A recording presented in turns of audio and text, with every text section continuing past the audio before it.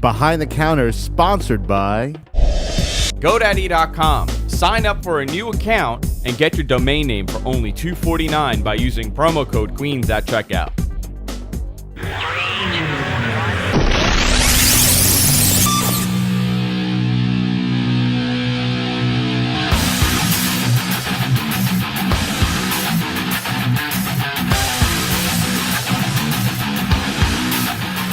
Hello and welcome everybody to a new episode of Behind the Counter. As you can see, we've been upgraded. I'm your host, Rich Stambolin, and with me as always, star of the new biopic, The Last of the Hulkamaniacs, Jonathan Adler.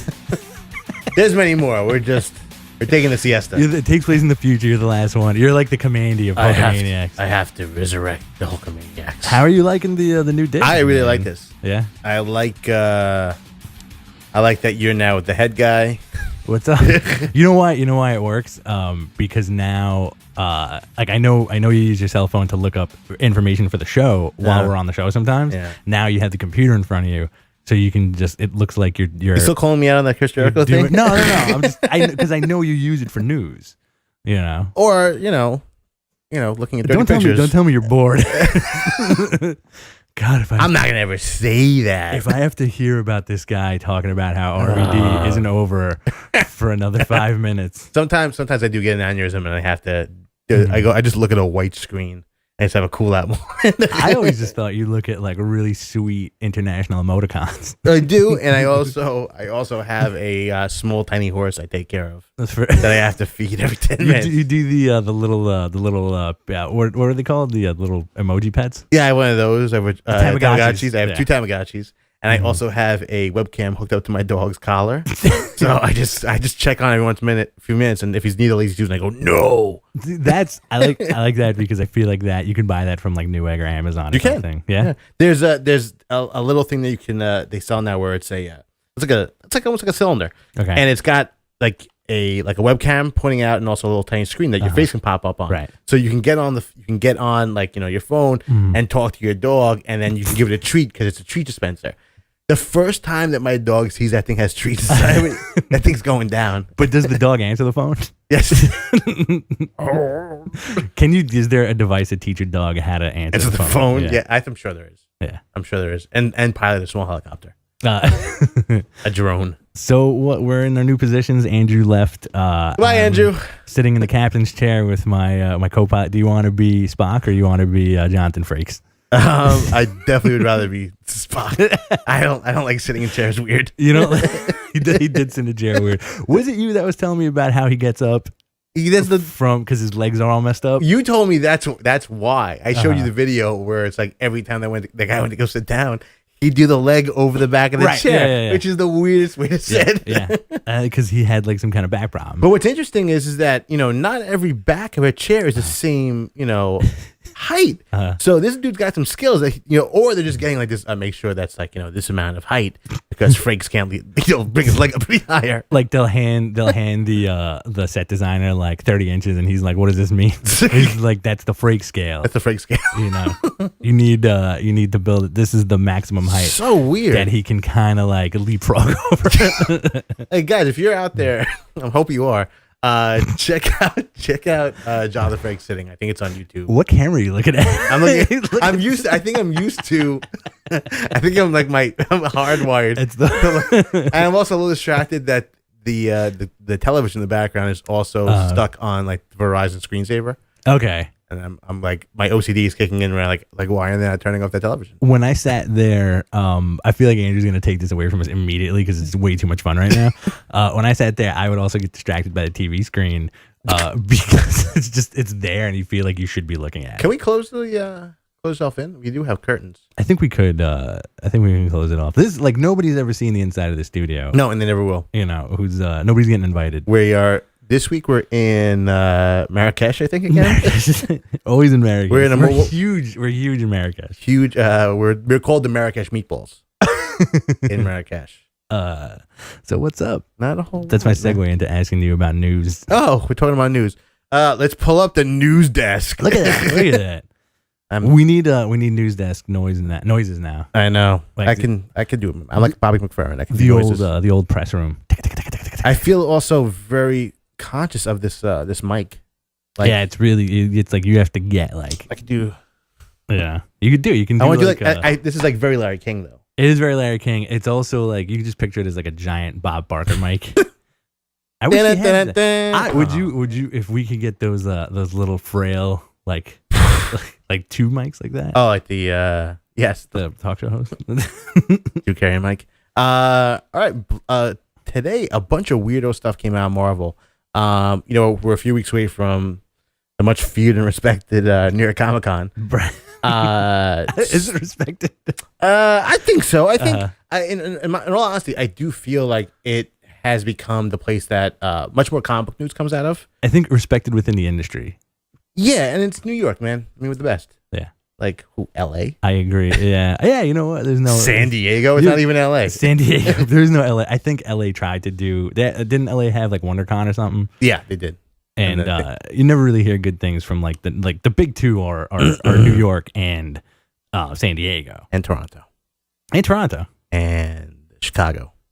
You don't get news in Chicago, though. Because that's a Wizard World. It is. Wizard World never has news. No. It's just vendors and Adam West. I don't think they want to do the big news, briefs like they used to, where they actually unveil a great deal. Because, like, this week, actually, all in the same day, Marvel's been doing these one-word teasers. Okay. Which they love doing for whatever reason. Like they set up with before the last kind of full range of the heroic age, right? Yeah, so like this is for the new number ones that are coming out after Infinity. So the first one was Trial by Brian Michael Bendis. Okay. The rumor is that's going to turn out to be the trial of Jean Grey, which is going to be the fallout of what we're going to be talking about today. The future Jean Grey. Yes. Okay. Well, we don't know. Okay. We don't know. And then we've got, let's see, Mind Bubble, which is wonderful. Mind Bubble by Rick Remender, Pascal Alex, and Nick Klein. Mind Bubble is going to be, I believe, a Captain America arc. Okay. He's one of the characters that is part of the Weapon Minus program. Okay. He's like basically the 1960s psychedelic Captain America. Okay. That's going to premiere. That's cool. And I love the word Mind Bubble. It's like sounds very nice. What does that place in your head? If you in relation to the Marvel universe, like what does that place in your head? That relating to the Marvel universe? Yeah. Mind Bubble. Arnim Zola. Sue Storm pops into my head. Mind Bubble. Yeah. Yeah, why? I don't. It's because she's usually with the spheres. Yeah, like she's very sphery when it comes to her. Yeah, she is sphery. Rad, which was with a exclamation point. Oh yeah. Dan Slott and Mike Allred. You know that's a Spidey book. No, really. No, Rad. Yeah. That's they're doing a Silver Surfer book, dude. You think so? They are. It's Silver Surfer by Dan Slott and Mike Allred. Like that's that. pretty damn awesome. I think there's one more. What if it was a Night Thrasher book? He did have a skateboard. It's the lettering is silver. Okay. Then there's Corporate by Pierre David and Carmine comic.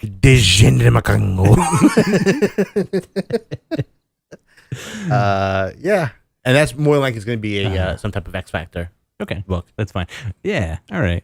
I'm with it. So yeah, it's news, dude. DC is doing very, very well with this Villains Month thing. I think that this week was the best one in a long time. It was a good step for them because it kind of gave you a breather from like the weird stuff that DC was doing. I still went through all of the books this week to see who wrote what and just I kind of geared that up. I didn't get to any of them this week though. I read what came out this week. There was a few good ones. There was a lot. Like Black Adam. I didn't read that yet. Joker's Daughter came out this week. Who cares? I think Man-Bat came out this week. That was a Frank Thierry one. Sinestro came out. Right. Doomsday came out. Yes. Which supposedly there's some controversy about that because it apparently rewrites the Death of Superman bit. Metallo came out. Parasite, which I'm really excited to read because it looks awesome. Maybe I read from a week or two. I saw that a ton of them are written by Matt Kint. Yeah. And those are very, very good. Oh, I read a great. Did you read Scarecrow one? Did you tell me to read the Scarecrow one? No. Scarecrow is awesome. Yeah. Scarecrow was completely awesome. That was Matt Kint also. Okay. He's very solid. He's like a good stable guy for DC. You know which one I really, really dug? The Ra's al Ghul one I thought was awesome. Oh, I didn't read that yet. It's good because they kind of go back to like it. I don't know why I'm starting to feel this way, but with these Villains Month books, it seems like it's not a retcon, but it seems like they're kind of wedging in classic DC continuity with a little something new. Like like the Poison Ivy one, I really dug. Yeah, I used to stay away from the Poison Ivy stuff. But it was pretty well done. It was like ultimately pointless because it wasn't like the Riddler one where, it's like, you'll see me soon, bro. Yeah. It was an origin of how she used to work for Wayne, and she had like an abusive dad, and then she killed her dad, and like all this stuff, and how she just wanted to like seduce men and kill bad guys, and then Wayne fired her, and she tried to kill, and like all this stuff, and then she becomes Poison Ivy. Well, the Scarecrow one was just basically him being the representative for the crime syndicate, right? Yeah. For them, saying like recruiting the Gotham guys and basically setting up like this new Gotham crime family. Okay. Which it has a really weird ending. Yeah. Does it look terrible? I'm now sideways. I think you can do that because it's fun to do that. That's a very comfortable chair. You get more backing than the other one. How's that? Oh, look good. Where'd John go? Yeah, play with this a little bit. Yeah. It was good. There was another one I read that was really awesome. There's a few. You know what it is? Just like when you look down the list, because I'm doing all mine digitally. It's just a lot to read. Right. It's a lot of, and it's just like what you said. You have to go 4 pages in to see what who wrote the book, or the last page. If you see the Dan DiDio, you're like, okay, I can skip maybe not. Maybe not this week, guys. They're like a chunk of them were really excellent. Like I was surprisingly like, I kind of like the Zod one because it was kind of interesting. Is it Zod in the Jungle? Yeah, like how they kind of added this weird dimension, how he kind of grew up as like a jungle boy almost, and he killed his dad. They all kill their dads. Just, yeah, they like, do. To be like bad, like just he's a bad seed. Kill his father. It's on the tip of my tongue. I read a really excellent one. The Green Lantern ones have been good. Like Mongo, like I remember talking about the Mongo one about. It's kind of weird how they're making, like your beefy guys. Like kind of skinnier now, and like Lobo's a good example. And that, like, I think the Lobo thing, as far as fandom goes, has kind of been blown out of proportion a little bit. How's that? Because like it's getting to like a weird. Every time I see a comment board or like a Facebook thing with, let's say, like Newsarama or Comic Book Research posting about Lobo, it's like everybody's up in arms about it.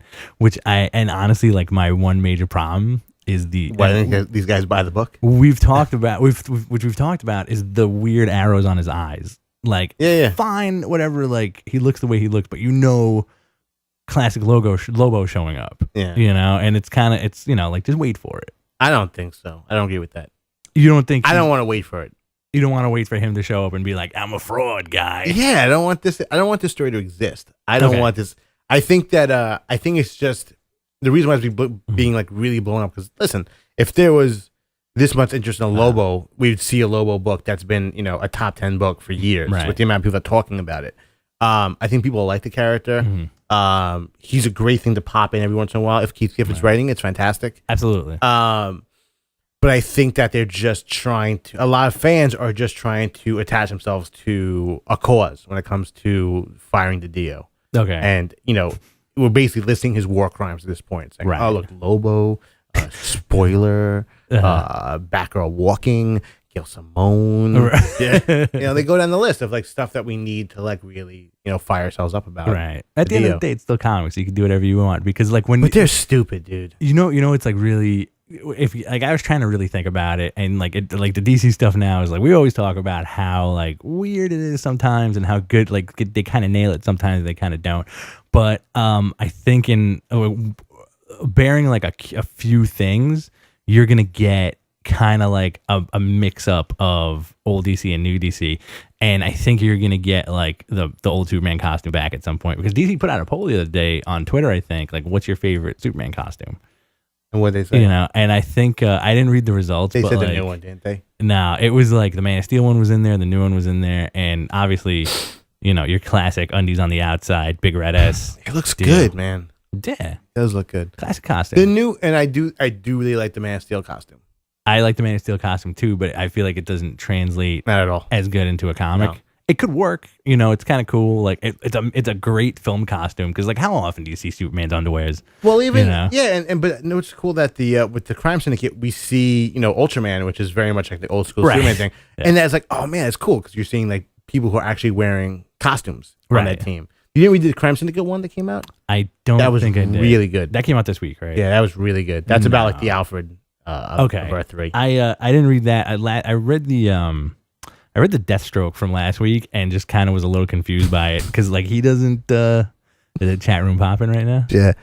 So it's just, I don't mean to point this person out. GFQ viewer 8337. Anyone out there? I'm new to this site. Is this a live broadcast? Is the topic always hair loss? And I just got offended by that.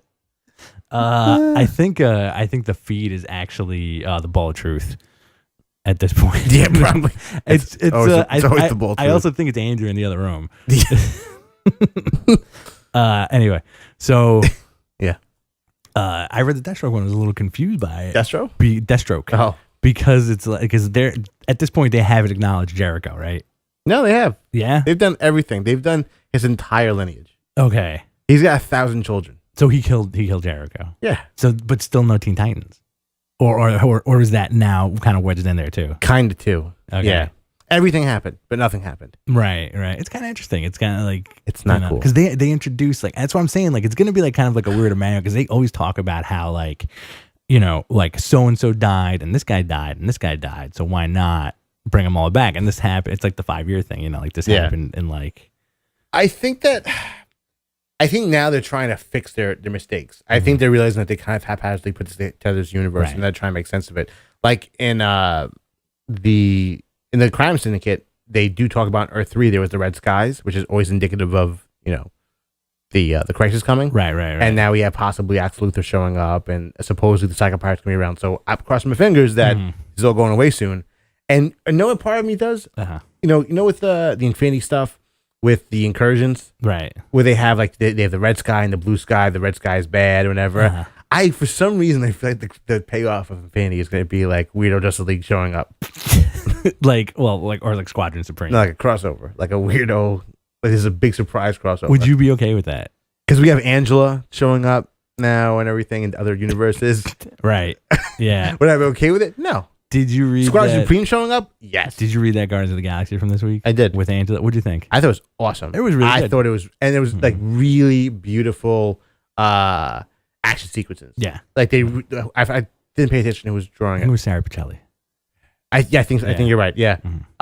It was really fluid, really awesome. You still don't know anything about what's going on with this. Right, Watchers freaking the hell out. Right, yeah. I mean, like, that was, like, the kind of I'm not supposed to talk about anything, but that's Angela. I gotta talk. Let me tell you about Jonathan and Tony. Who's the boss? It would be great if to watch it talk like Tony Danza. Go for business. It's not good for business. Not good for business. Good for the Marvel Universe. Not go for business. A lot of good stuff came out this week. Sex Criminals, really thick read, to be honest. Like it uses both covers. It starts out as soon as you flip the page, and that's it. Like print wise, it's a long book, man. It's Chip Zdarsky and Mad Fraction. Really good stuff. Sold out too. Yeah, I'm not surprised. Really good stuff. Saga was excellent this week too. Saga was really awesome. And I kind of like it's a hard book to talk about. It's one of those kind of like Brian K. Vaughan is blessed with the fact that like anything that he's written in the past 10 years, awesome. You can turn around and say, okay, you know what? If you like comics but not really, or like you want something new, read this. Like read Ex Machina, read Why the Last Man, and now like read Saga. Like get like anybody who even remotely like have seen a comic book in their life, go read the first Saga trade and you'll fall in love. And in turn, if you do enjoy any of that stuff, like if you grew up on Sandman or stuff like that, if you want like something that's much more epic in scale, I was thinking about this last night. Journey to Mystery, right? Like the Kieran Gillen on that book doing Loki and Hela. Is incredible. It's kind of like the Marvel equivalent of Sandman. Yeah. Are you up to date with Young Avengers at all? No, I know he took over. It is such a magnificent book, and is a book that we should be talking about more often because it really is something special. Yeah, it's really like it's kind of like this last issue. I think really brought that to the forefront, where it's like people have been sleeping on this book for a long time. Yeah. And like the cool thing about Young Avengers is that whoever's in control of that property usually does a pretty good job with it. Yeah. And because it was like a weird story that started like a few years ago. I forgot who the original writer was. Who it was like Alan Heisenberg. We forgot to talk about Breaking Bad this week. It's the lowest at the time. Alan Heinberg, and he did such a great job introducing like all these new characters, and who were like, you legitimately bought into them, which is a great thing to do with new Marvel stuff. You're not rehashing the new Warriors. You're getting like a young African American Captain America who was based on that story from a few years ago, like the original Super Soldier, like the Tuskegee experiment soldier. But they're not even in the books anymore. Right? No, I know that. But then like it evolved into Wiccan and which is like the kind of they're like stuck in the DNA of the book. Okay, yeah. And it's really cool stuff. And they also have who else is on the team? The Hulkling character, right. Captain Marvel's kid, Hawkeye, who's also in the Hawkeye book, the female Hawkeye. Yeah. But it's also like it's becoming more of a very tied in to Journey to Mystery with like a lot of what Kieran Gillen planted in that. Right. And his run of X-Men was pretty awesome too. Refresh my memory on what his run of He X-Men wrote was. forever. He wrote like all the Sinister stuff, like the Sinister Victorian stuff. That's right. He had a really long run on X-Men. That's right. I remember that. Just like there's so much to kind of maintain. He brought back Magneto onto the team, right? Did the Key Pride return and all that stuff. So I think I got to delete the memory cache of a lot of comics. I was going through a lot. I'm like organizing my books now, and like I'm going through like these boxes and just like I'm like, why did I buy this? What was my motivation for buying this? I guess I really like Deathlock. Yeah, a lot of that stuff. So like I found like just like a bunch of miniseries that I'm probably gonna like sell. Or get rid of. We can do like giveaways on the show or something. I have so many comics I'm going through right now that it's because when we were in store we got like everything. Right. Yeah. And there's so much good stuff, and like it kind of makes me sad for DC now because you saw like they were taking a lot of chances back in the day. We always talk about like Bloodhound was really great, and there's like we'll always talk about Bloodhound. Hard Times was incredible. Was another one. Like books that you kind of wouldn't see be published at all today. Right. But then I saw a Countdown to Final Crisis. Remember this? Oh yeah. This was the worst piece of garbage. Red Hood. Yeah. I think Donna Troy. Monarch, Captain Atom. Yep. Awful, going nowhere. Yeah, and then like you also had because you started that awesome weekly trend of books with 52. You know, and then there was the follow up to 52. It's always one or two books. I always forget. Like, which one? The Trinity, which was like another Trinity, 52. Trinity was after that one, which I didn't pick up at all. It was garbage. And then there was the one before that. I forgot what it was. It was called. 52, and then it was Trinity, and then it was Countdown to Final Crisis, which is the weekly one. That's the really terrible. That's the one where they eventually had like Rorschach fighting like Batman. Right. Yeah. Where it ends with like the countdown arena and all that stuff. Yeah, really ridiculous stuff. And then even like the Flashpoint stuff leading up to the relaunch was just like kind of weird. That's cocky. But yeah, again, you had like Brightest Day and like Blackest Night. Yeah, stuff was really excellent. But yeah, like I found like going back to it, like I found like just all these books where I'm like, I gotta get rid of these now. These are just taking up space at this point, Yeah. That's what I'm doing now. And like also, I remember you used to have like because you used to lend your books to Bobby. The trunk of your car would just be filled with like water bottles and comic books. It's true. Yeah, I'd get them back. I'd never take them out of my car. Graphic novels too. There was one point I was walking around with like the entire run of 100 Bullets in graphic novel form and comics in You're just throwing them at people. Like, here you go. You want to read a good book on my trunk? Give me 10 minutes. Have a good time. If you can guess what I got in my trunk, I let you use it. 100 Bullets, baby. You win. Hulk machine. There's a lot of like weird stuff that we picked up, like a lot, and books that just like weird like miniseries and stuff that we never. Yeah. You're like, how did this get made? Why did I pick it up? Why are we doing this? Exactly. And I also I think if I didn't work at the store, like my collection of trade paperbacks wouldn't be as gigantic. Massive. Because like everything was just. And we would always get like obscure stuff too, which was kind of like. That's my regret. I'm not on top of the weird stuff anymore. Yeah. Like I really wish, because there was so many. Like you'd flip through previews and you're like, how is no one reading this? But you need to be like ingrained into. You have to get it monthly in previews, and really like figure out what get you over do. it. And like a lot of that stuff doesn't really come out digitally either. Like the really small press stuff. Absolutely not. It'll like a lot of small press stuff will get repackaged at one point and then get sold digitally. But first print, like always, like when we used to pick up those, like that Project Superior, like all that stuff from I think Ad House. Is it Ad House? Top Shelf. I think it was Ad House. It was Ad House, and like all that stuff was gorgeous. Anyway, enough reminiscing. Last episode of Breaking Bad on Sunday, man. Oh, you know this? Before we go into that, Sex Criminals #1 sold more than Hawkeye #1. Really? Which is a little weird because there wasn't really. It's Chip Zdarsky, which I don't think is pulling in.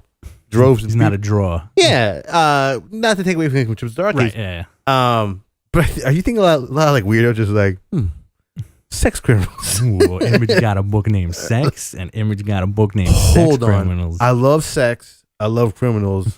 I am registered in the state of New York. I might be a sex criminal myself. Yeah. Relatable.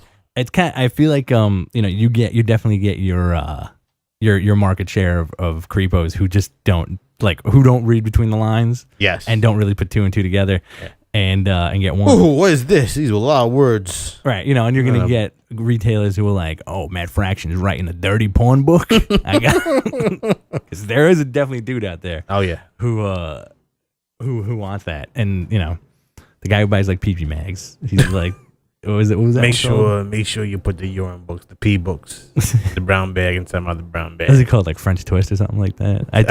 Can you put that out to the chat room? If you like, what was the erotic French pee book that would come out? I forgot the name of it because we used to get it in the store. Is it pee soup? I don't know if it was. I think that's too easy. I think it was called something else. I think you're giving it too much credit. I'm pretty sure the pee book that one person would get in our customer base was pea soup. It was something with like just like pea. Pea was definitely in the title. There was no boardroom meeting at Ad House saying like this, like what we call the pea book. Like you're in trouble. Call a piece of, and it's also you're in trouble. You get that? I got a question. It's urine. I got it. It's good. It's good. You're in for it now. What about that? I also think. Do you think the rest of the country when they buy their pee books, when America buys their pee books, they're gonna come to us. The rest of the country, when you think they do the faceless corporate guy, you think they give them their own state's accent, or just the other states also give it like a weird New Yorkie 1970s boardroom accent? I think he makes it. I think the corporate guy makes a clicking noise. Not so much talking. Yeah, I think so. And there's one guy that's like, "Okay, I got it. Yeah, no problem. You're in trouble. You're in trouble, baby." I had to do some research on that. Nobody in the chat room knows what that P-book is called. I find that hard to believe. The chat room, come out with these P-books. If you're home on a Thursday night and watching us, you definitely know what the name of that book was. The chat room. I'm not doing that. Anyway. I can't work this computer. Why? You don't have a mouse, right? It's weird. Yeah. I'm not used to working with a mouse. It's just unusual. It's like. I get it. I know it's tough. Times are tough, John. Times are tough. So Breaking Bad. Last episode on Sunday. My girlfriend hated it. Why? Because it was really depressing. It was a really depressing episode. So happy that they actually made the vacuum repair guy into an actual actor. The guy that disappear. The guy that makes it disappear. Yes. Robert Forster from like Jackie Brown. Yeah. My dude. Yeah. Did you take the quiz on AMC.com? There was like after every episode, there's like a 10-question quiz on like AMC. Oh no, how well do you know it? You know? Yeah. And like one of the questions just like stuck into my head for some reason. It was like, how much did Walt pay the cleaner? Like why did he pay the guy $10,000? Spend an hour of time. Yeah. Just watch a show. Play some shitty cards with him. That's pretty depressing. I like that. I like how he's like kind of stuck in the cabin and he had to get it's still very comedic, and I will stand by the fact that like when this show's off the air for 5 years, people are gonna say they're gonna be write-ups on it about how like not only was it a genius drama, it was a genius comedy because there's a lot of funny stuff on the show. Of Cranston, him tumbling out of like the tanker, getting to like his new location. Oh yeah, genius. Any time they show him in his underwear is awesome. Also genius. But the going the 1 year into the future, it was like really sobering and like very stark. Yeah, and like the ring falling off and like the bootleg dialysis that he's doing, and like it's really like it's hard. And you have to think that guy has been in this cabin for about a year now, right? Watching a really terrible Dustin Hoffman movie and getting himself arrested. And getting himself, but even before that, that time he spent in that, he's like, there's no one there. There's no television. There's nothing to do. One DVD. Yeah, that's enough. The Mr. Imaginariums, whatever. Yeah. It's a horrible existence, and it's just, and he's got $11 million that he can't do anything with. It doesn't. It's worthless to him. Well, I mean, he's giving it to the cleaner to play blackjack with him or whatever. Yeah, just terrifying. I'll stay for an hour. 2 hours, miserable 1 existence, hour. Miserable existence. And also, like, like the Flynn kind of saying, like, I wish you were dead kind of thing. That like threw you for a loop, too. I knew it was coming, but it just, like, it hurts. Like, as much as Walter's shit, I'm still, like, I felt bad for him this episode. Yeah. And the freaking Jesse thing, man. Like, Jesse is a miserable existence. With his girl getting blasted in front of him. That was pretty insane. It was a really, I mean, like, I don't even want to speculate as to how the show will end. We always talk about it, but rest assured, next week we will definitely talk about like the finale of Walking Dead. Did they get back to you, the chat room? No, we're talking about Breaking Bad now. I love this show. Tell us, you're in trouble. It's either you're in trouble or Pea Soup. There's only two choices. We'll look it up. Later. Pea City. The answer will be on next week's episode of Behind the Camera. What was the name of that Pea comic book called? Yellow Man. It might be the Yellow Kid. The original Pea comic. Covered in piss. So that boy is covered in piss. So our major focal point of today is going to be the goings on of the current X-Men storyline, which I believe is called Battle of the Atom. Battle of the Atom. And it's going across the entire X franchise. Bendis is writing the majority of it, if not all of it, I think, and Jason Aaron. Well, no, it's whoever's doing it's all the X-Men guys. Yeah. Brian Wood. Right, and it's a really interesting story that started with the 5 original X-Men showing up in the present day and kind of wreaking havoc with that. And then that kind of turns into a weird group of future X-Men showing up and saying, you guys have to change your future. You have to change your present in order to change your future, because where we come from is shit. It's awful. And, you get some really good, like the X universe is split up into like a weird amalgam of teams at this point. Which is not even like this story is not even including Cable and his X-Force. Yeah. And it's not including the X Factor. Yeah, just including the Cyclops and X-Men and Wolverine teams. Right. They're kind of trading members of the original X-Men. Right. So you're getting one team led by Cyclops, which I really enjoy how Cyclops is written in this, because it almost makes him like aloof and kind of like just like he just wants to have a heart of gold. Yeah. And he's got like he's just like, I guess so. Yeah. It's my young me. You'll know how to do this one day. It's weird. Yeah. You want to kiss. And then it's his team of him, Emma Frost, Magneto, Gold Balls, which I friggin' love. He's a dude who could shoot golden balls out of his body, which is awesome. Who is going to be an awesome character eventually. Right. And their new, like the guy who could talk to electronics. Yeah. Awesome. The healer. Who can bring people back from the dead. Right. Which was a really cool moment, I think, in the second chapter when he brought back Cyclops. Yeah. Right. And he faded out of existence for a second. Right. And then you've got the one who could stop time. Right. And like Dazzler's magic vaguely involved. Well, Dazzler's out of commission now too, because she's an agent of S.H.I.E.L.D. Right. But she's been beaten up and taken over by Mystique, who's posing as her in S.H.I.E.L.D. And on the other side, you have Wolverine, and you're kind of like your standard X-Men, which is interestingly a team that's mostly females. Which is I think in terms of this, because in Wolverine and the X-Men you get a nice range of characters and everything. There's a big supporting cast. Getting everybody from the school too. For this, because I think they're using All-Star X-Men, All New X-Men, and they're using Uncanny, and they're using X-Men and Wolverine the X-Men. Since the X-Men's book is predominantly women, and you have to write those characters because Brian Wood's writing his book in this crossover. Yeah. That's why you see, and there are also good characters to write in this type of stuff. Oh, absolutely. Yeah, you got Storm, you got Rachel Gray, you've got Kitty Pryde. You've got a lot of characters that are deeply affected by what's happening right now in the universe. Right. And then you have like the future X-Men team showing up, which is old Kitty Pryde, old and bitchy Kitty Pryde, old and bitchy Jean Grey, old Deadpool, who's Zorn at this point, and it's the future version of the Jean Grey that went to the past. Right. So it's not particularly. It's her who never went back. Right. So instead of her dying anything, she's changed time somehow. So it gets there. Deadpool, Ice Hulk. Ice Hulk and like troll looking, like ogre beast, basically. Yeah, like future messed up beast, who looks like he should be from a fantasy novel. right. I really like the reveal, And Maggie from Runaways, right, and Charles Xavier's grandson. Yes, apparently. So, like the whole book is like, like these guys are just like send the young X-Men back in time. These are going to be the repercussions, and then for the last couple of issues, I think it's up to chapter 5 or 6. That's 5. That came out yesterday. Yeah. For the last couple of books, it's, hey, listen, we're the X-Men from the future. You have to do something, otherwise you're going to end up in like, it's going to be worse than Cable's deal. It's going to be worse than this guy's deal. It's going to be like the most apocalyptic mess that you guys ever got. And they're masking their thoughts and everything. And Deadpool really drives it home in this issue. Right. And Deadpool drives it home saying that, like, I'd rather kill myself in this time period so I don't have to go back to that crappy future. And Wolverine's like, nice going, bub. There's a way to save the day with that speech. He puts a gun to his head, and then he says, like, under his breath, I wish it was true.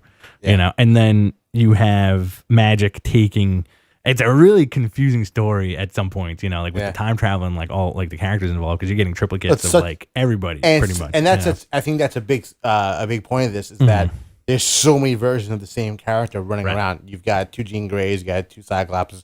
I'm sure we're gonna get more incursions of them as we go along in the storyline. Right. And you have Magic taking young Hank Beast and Iceman and young Iceman into the future to see, like, let's see what this future is all about, because Beast is corroborating evidence to like kind of like, he's suspicious. All the Beasts are suspicious. Right. So he comes up with a formula to see like what's the possible outcome, and then ends up going there, and it's paradise. It's amazing. And Sentinels are the security guards of the mansion of Jean Grey. Right. Colossus has an awesome Stalin mustache. Stalin mustache, and looks like magic sword. Right. A white kid in a red cloak that has cloak's powers. Mm-hmm. An Iron Man with X's has the same colors of the Sentinels. Right. I think that Phoenix is going to be Quentin Quire. It is Quentin Quire. Okay. Definitely. On the cover, you can see the purple hair. Okay. The next one. And Gandalf Iceman. Gandalf Iceman, and then also I think Jubilee with Wolverine laser claws. Okay. So like, and I was trying to please her. I think I'm pretty sure because she had the big like old school Cyclops visors on her head. Okay. Like the glasses, the sunglasses. Wear, yeah. Okay.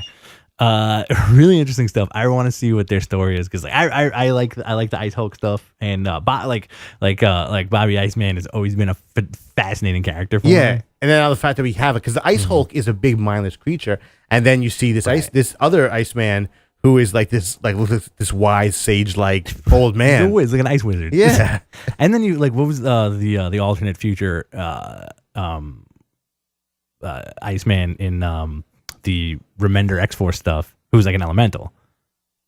Oh, the from Major Apocalypse. Right. Yeah. Like the really like hardcore evil. Mm-hmm. Big, who realized like he's making an army of himself. He's basically a god. Yeah. Because there's always moisture in the air. Right. Yeah. And like I love all that stuff. I really want to know what happens with this, because it seems like it's going to shake up the status quo a lot. I think you're going to get like another kind of, you're going to get a lot of people switching teams. I do definitely think that the young X-Men are going to go away. I don't think so. No, I think there's something that they're playing. There's a reason why they position these characters in there. And, we've talked about this, such an emphasis on time. Right. And like they're really screwing up the universe. Uh-huh. There's obviously a lot of stories you can tell out of this story. Out of like, the relationships and screwing up with those relationships, and Cyclops' weirdo fascination with redheads. Right. Wolverines too. I don't know where it's going. And they also haven't revealed one of the other members of this team too. Mm-hmm.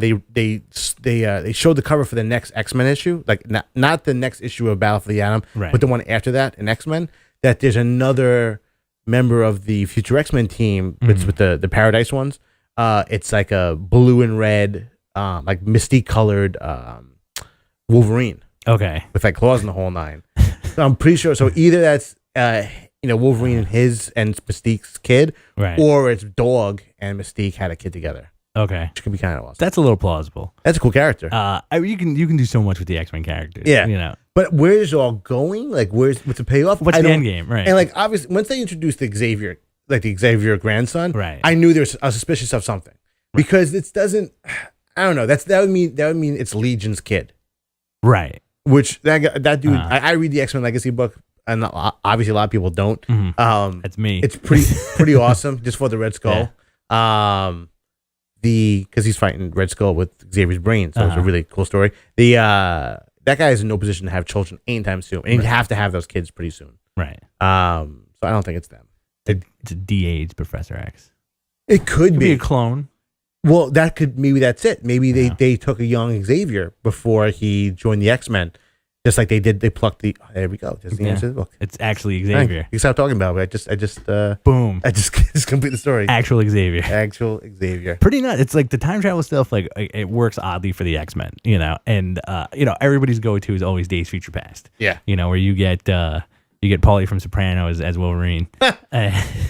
But that's future X-Men stories are always awesome. Mm-hmm. I think they do handle it usually pretty well. Days of Future Past was a great way of entering into that realm with X-Men. Mm-hmm.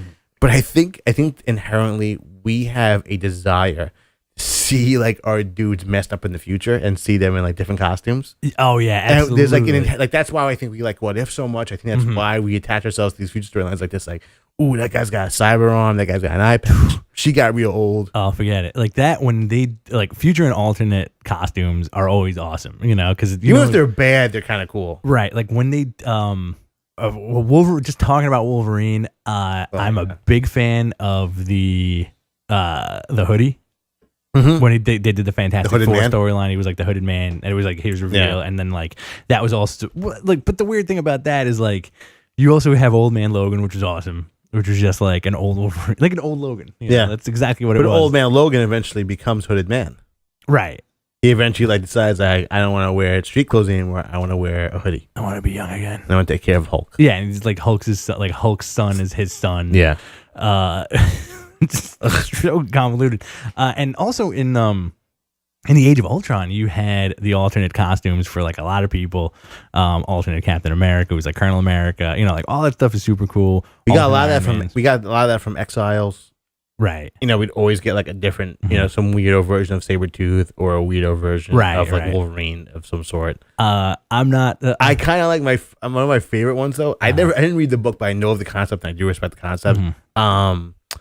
When what book was it called? It's recently when Greg Pak was writing that alternate reality X-Men team. It was like Dazzler. It was like really recently. It was Astonishing X-Men. It may have been. It was. It was another book like that. It was a book recently where it was a team of like X-Men from different universes. It was they had the like Nightcrawler's kid and stuff like that in there. Okay. And there was one. It was Wolverine was Captain Howlett, and he was just like had a mustache, he had a mutton chops, was just wearing like the Canadian gear, the hat, the fedora. And his story was he was a gay Wolverine, and he was lovers with Hercules. Amazing. And like on paper, that's awesome, right? Yeah, because that's such a like what do you mean he's a gay? That caused at least 3 aneurysms. Making out with George Reeves. What's he doing? My favorite Hercules. Like George Reeves. Steve Reeves. George Reeves is Superman. Everybody's Superman to me. I love that kind of like that broke my brain a little bit. But gay Wolverine. The Steve Reeves thing. But that was the reveal. I was like, he's like regular Wolverine. He's kind of like a really good guy, and then he's like overly sensitive, and he's gay. Mm-hmm. He got busy with Hercules. Why not? Like after I feel like the lid was blown off that after Apollo and Midnighter. Well, yeah. Well, they made Superman and Batman. Well, I think the Apollo and Midnight thing was a huge step for everything that's going on with the LGBT community in comic books, because it was so natural. It was the first one where. I think someone brought this up recently. I think Bendis was talking about this recently on his blog. How people make it a big deal. Like the North Star, it's like, I'm a gay guy. Like it has to be something like that. Young Avengers handles very, very well. Right. But like the Apollo Midnight, it was like they were like very relatable and very human. It wasn't like they were strictly identified by their sexuality. Right. It was just like they happened to be each other. And it's Superman and Batman being really badass. And really over the top. They were like two of the most over the top comic characters of all time. It wasn't like Superman and Batman getting together, like in like our universes. It was dudes who had no problem murdering. They were wetworks guys. Right. That was the great thing about the two of them, was that they were wetwork guys who were like forgotten about in like the field. and they just like spent so much time hiding in holes together. They just like they grew attached to each other, and they became dudes. Yeah, love dudes. Have mercy. You guys still got to do hot talk at some point. I know. Next time you go on vacation, we're gonna do hot talk. Talk about sex criminals. Sex criminal number 1. We're gonna do a remote broadcast from New Orleans in a month? You should. That'd be amazing. I gotta talk to you about that after this. Please do. I have Tony ideas that I have to pitch to you. Okay. Tony's trying to plan your bachelor party. Okay. All right. Well, let's talk about that after the show on Hot Talk. Hot talk. Let's talk about it on the show, but make it related to comic books. I will. So the X-Men stuff, like it's like what's, as a fan, you're kind of like, what's the payoff? Who's going to be introduced? You really want, like you were saying, you really want people to be introduced. You want to see like crazy future so-and-so, who's in the Sentinel Iron Man armor? What's up with Colossus? Like he's back now, and like all this stuff, and you want to see what happens. You're also going to get a shift, because a classic thing that always happens with the X-Men books is somebody will leave and be like, you guys aren't my cup of tea anymore. I can't do this anymore. And the X-Men have a lot of problems now.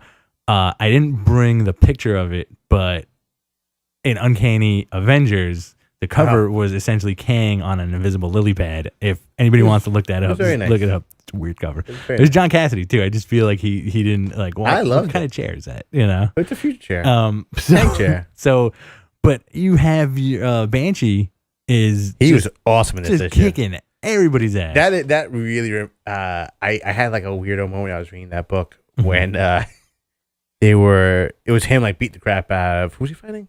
Cap and Havoc. Yeah. He's beating the crap out of them, just blasting their brains out.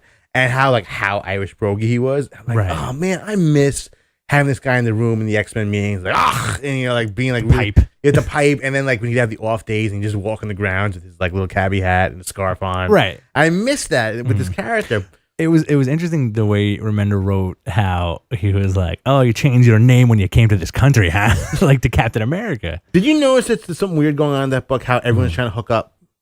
Like there was that weird moment Havoc is like, if this guy wasn't around here, I'll be blowing your little body. I like like Wasp. But I think what's going on is that they've always talked about how Scarlet Witch has that power of like she doesn't even know it's operating sometimes. Right. I think she's thinking that she wants to keep the team together. It's like, well, a better way to do that is to have everybody fall in love. Yeah, right. Because every single storyline has someone like trying to get with each other. Right. So that's another kind of thing that's like, it has nothing to do with what's going on in the X-Men right now, except it takes certain characters off the board. Yeah. Except for Wolverine. But that also deals with the weirdo future. Right. With the Red Skull stuff eventually taking over.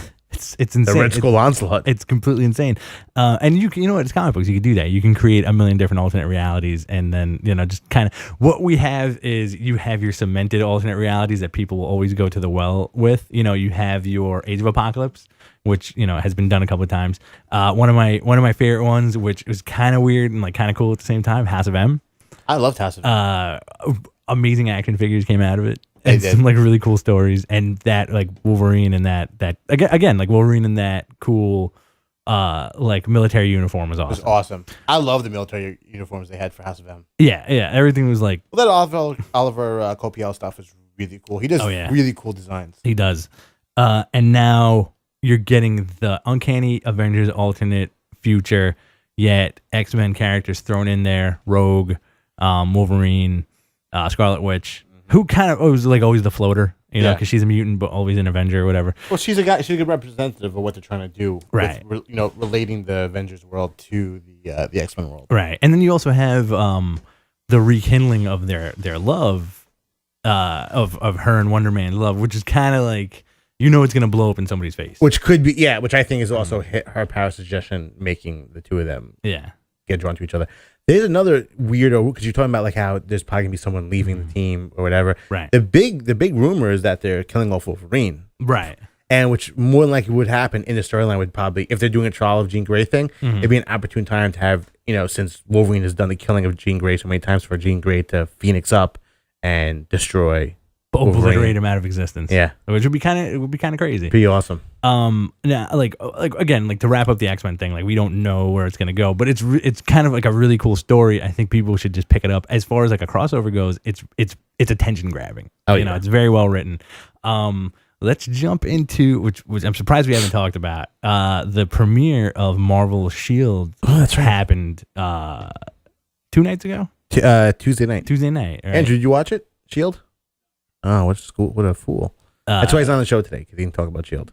When you texted that to me, I thought you meant that the Shield come back from WWE is awesome. Oh, I thought that you thought that I was bringing up the Bizlats on Sons of Anarchy. They were also on the Shield. The Bizlats came out on Tuesday. Yeah, I DVR'd that too. This episode of Sons of Anarchy, it was awesome. Was it? Yeah, I'll watch it later. It was fantastic. It has one of the best openings I've ever had for an episode. Listen, as long as like you said the magic word Bizlats. But who are the Bizlats? The Bizlats were the Byzantine Latinos? No, they were the they were Latino crew. Right. I forgot what but Nero is now running the Bizlats. Amazing. Mackey's showing up. I I guarantee you Mackey's going to show up at some point. Anyway, Shield is really cool. Yeah. I thought it was good for a show on ABC. Okay. Because I have a you didn't like that? I feel like what's your gauge on that? Because you have Lost and then you have well, I mean, I Lost is yeah. I piss on my memories of Lost. Really? I can't. No, I'd never go back. That is a abomination of a show. I love it. I invested a lot of time. I know Lost. you did. I invested the same amount of time. Terrible. I got the Blu-ray box. That thing's awesome. Crazy. I pop it in sometimes. Oh, crazy Good stuff. The thing about the show is that there's something that's weird with because the success of like NCIS and stuff like that. There's mostly the spine of the show is built around people standing around computers, thinking about stuff. How do we do this? You on this? And very much Shield is that type of show where again it's like the computer is the center point of the narrative. I think they're going to be doing that a great deal, but. It's a pilot. I can never judge a show about a pilot because it's always shot beforehand. Right. And it's always a little bit hammed up. But as the show went on, it kind of leveled itself off. And by the end, my girlfriend absolutely went crazy for Flying Car. Really? She's like, oh my God. Were you like, let me tell you something about that Flying Car? I did. I was like, yes, that is a fixture, baby. Yeah. Jim Steranko tore it apart. Really? Yeah, he's like, how come you didn't have Nick Fury? Nick Fury can't make a phone call. Right. It's like, just pick up a phone, show a black hand. Do you think Steranko knows that Nick Fury's black now? Oh, he definitely knows. No, that's what he's talking about. He's like, he knows all about it. But, would you have wanted the Butler moment where it's handed, a note is handed to Nick Fury? Yeah, I think they should do it with all the characters. I think I would hope they would bring in Mark Ruffalo for an episode, like have him work in a lab or something. I kind of doubt it because I don't think they have the budget for him. Yeah. Well, I mean, I feel like I feel like you can get Hemsworth, maybe. That'd be freaking awesome if they throw on that show. Yeah, I think he'll still be like, great job, everybody. They paid him for 10 seconds. And he make the Hulk TV shows. And and then Ruffalo maybe. I feel like Sam Jackson would. He has to show up at some point. It's a Shield show. But I'm surprised they got Maria Hill, Colby Smulders, on the show. And she's gonna be out of work soon, so she needs to start. And the show. Breaking it apart, one of the reveals obviously is that Coulson's an LMD, which is awesome. Which I really like that because that goes towards the Vision storyline, hopefully. Which would be also to rewrite Marvel canon within the movies and have him become Vision, which would be really cool because he kind of looks like him. Looks like a creepo version of the Vision. He was really good. The new guy, I like all the characters. He held the show together. Oh hell yeah, he's got a lot of personality. Ming-Na Wen, not so much. Oh, she's all right. Yeah. I have a thing for her. Really? And in terms of her, I don't think she looks as great as she used to, but I think that she's a talent. I would have much rather a Lucy Liu. Yeah, I guess. If you're gonna go that, she's really busy. I know she's doing number one show. She's doing. Is it a number one show? It's a number one show. It's very good. I watched a little bit of the other day. No, thank you. It's all right. My mom loves it. It's no Cumberbatch. No. It's no way anywhere as close to that. I think that the most heavy-handed of the show is Fitz and Simmons, because they're so Josh Whedon. Yeah. And so is the hacker. All the women are so Josh Whedon hackers. The hacker was too much for me. I couldn't. Number one, as a nerd, I am completely wired to not pick stuff apart, but to kind of snark on everything every second, because I want it to be live up to a weird expectation I have. This is the reason why we don't watch superhero stuff on television. Yeah, and I shut it off after the first 5 minutes, because within the first 5 minutes you have the dude climbing a building, and he's obviously done it before, and he's a good guy or whatever. But the fact that he literally just punched his way up the building. That's cool. That's awesome. He's punching and kicking. But he gets to the windowsill and he's like holding on to it instead of like just throwing himself into it. Going from the side of it and kind of like stepping in. Like your hands are punching into the building. Like can't do a pull up. I didn't think about that. That weird thing. And then also like her living in a van, yet the most beautiful I know. hair Well, yeah, I was saying the same thing. on earth. Well put together, doesn't stink. Everything's tailored. Knows where the best toilets are in the city apparently, and like everything fits her perfectly. She's gorgeous. Well, obviously there's something more with the character. They all have some degree of secret. Mm-hmm. I mean, like the main dude Ward, like the big tough guy. Right. He's got some secret family. Some people say it might be Doom because of the scar. Ming-Na Wen is obviously she's like a big deal, and obviously Fitz and Simmons are probably like I figure they're gonna be clones of each other or something. Right. I kind of think. I kind of think that. I kind of think that it has a lot of potential. I think it works for TV. I thought the end was kind of like too weird with him shooting him with like the new gun. There was a little. I think the storytelling in that part was very weird. It's like, oh my god, he shot him. I shot him. We all shot him. It's okay. It's all right. And he's just, and like Coulson kind of knew the end of it, and he's like, "You're a good guy." Now he's blue, and he's like, "Great blue." The end. His face is blue. That was all right. But there was a good article about where they were talking about how it's very similar. It's much more similar to Iron Man 3 than it is to like the Avengers movies. I agree. It's very like tongue in cheek, and I heard Flag Smasher showing up next episode. Awesome. Is it continuing now? Is like, are they taking a break from it? So no, it's be like every next week. Tuesday. Yeah, it's a premiere. Huge show. Yeah, it was like the biggest premiere in a long time. Gravitron showing up in the third episode. Awesome. Who's Michael Peterson? He want to know who Michael Peterson was? Yeah, he was the crippled best friend of Slapstick. Okay, so they just kind of threw it in there. Yeah. All right, cool. Mike Pearson. I want to see what I want to see. I want to see Shocker. Yeah, I want to see Shocker. I want to see weird B-level guys, like B-level villains. You will. I think you will. Boomerang. I want a Boomerang. I want a Beetle. I want Stiltman. I think you will. I want Frogman also. I think you're gonna get all the weirdos, but probably out of costume. I think you're gonna take a very Smallville approach to this book. Okay. This show and the book. I think we didn't even announce that Jim Gordon got his own TV show. Gordon got his own TV show, which is not Gotham Central. It's just a young Jim Gordon fighting crime and fighting crime before dinner time, stopping Jokers before there's Batman. Awesome. All right, we got to wrap it up. Stay tuned for. Are you doing the show today? Stay tuned for This Week in Radio Tech. I'm your host, Rich Stambolian. I'm talking Stuntcast. I'm sorry. All right, everybody. Good night. Thank you very much from behind the counter.